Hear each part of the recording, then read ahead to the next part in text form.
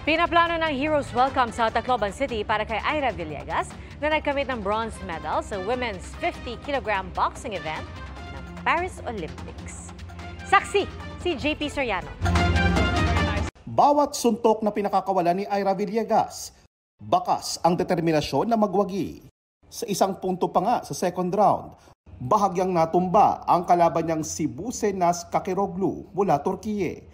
Pero sa huli, panalo via unanimous decision ang Turkish boxer. Bigo man makaabante sa finals ng women's 50-kilogram boxing event, sigurado nang iuuwi ng first-time Olympian na si Ira ang bronze medal. At ngayon pa lang may susunod na siyang target, ang Los Angeles Olympics sa 2028.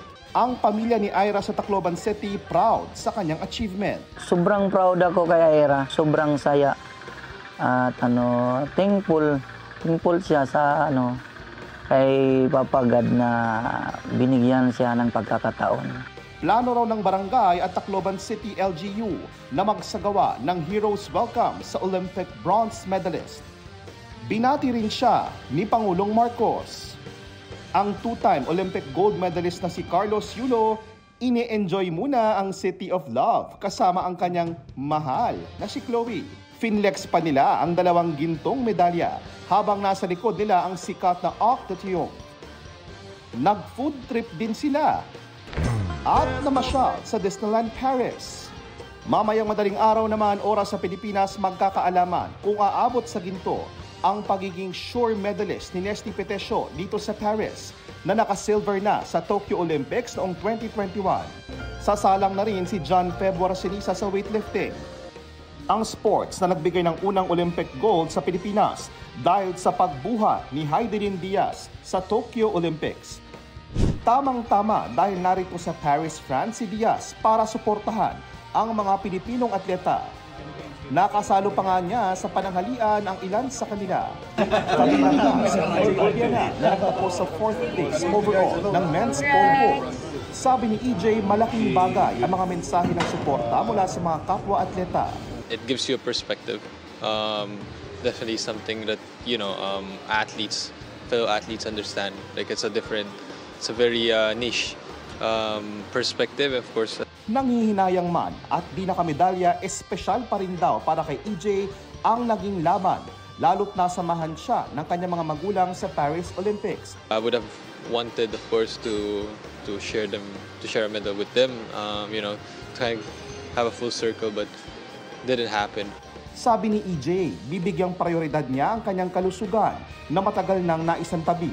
Mula 2022 ay may iniinda siyang back injury. Sa tindi ng sakit sa kanyang lumbar spine o mababang bahagi ng likuran, hindi raw makapag-pole vault ng maayos si EJ 2 linggo bago ang Paris Olympics. Kwento ng kanyang kaibigan na si James Michael Lafferty, sa halip na umatras sa Paris Olympics, naghanap sila ng medical procedure para pansamantalang mawala ang sakit. Got so bad and he couldn't even run. 10 days before the Olympic Games, he's not even vaulting. The fact that he competed, in my opinion, is amazing.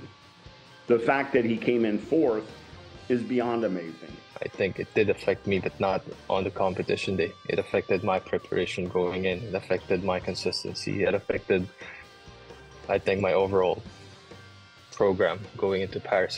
Nang tanungin kung lalahok siya sa Los Angeles Olympics 2028, naging emosyonal si EJ. Gusto raw niyang maging buo muna ang kanyang kalooban. Tatapusin daw muna ni EJ ang mga natitirang pole vault tournaments ngayong taon. The reason why I can't give you guys the answer that you guys I think wants to have is just that I don't want to lie. I don't want to be in LA and just be in LA. If I'm going to do that, I'm going to go all out, and it's going to be another 4 painstaking years that I need to focus everything and live this life.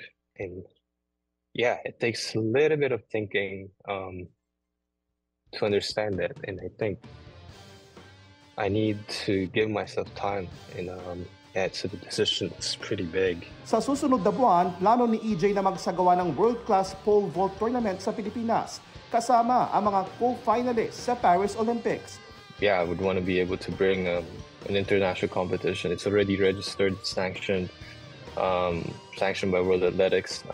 the idea is it's gonna happen in September 20. The surface that we're using is the same as what the surface here in Paris, in Tokyo. Balik bansa naman ang Pinoy rower na si Joanny Delgaco na lumaban sa women's rowing single sculls sa 2024 Paris Olympics. Mula rito sa Paris, France, bilang bahagi ng Philippine Olympic Committee Media, ako po si JP Soriano. Mga kapuso, sama-sama tayong maging saksi. Mag-subscribe sa GMA Integrated News sa YouTube at para sa mga kapuso abroad, samahan niyo kami sa GMA Pinoy TV at sa www.gmanews.tv.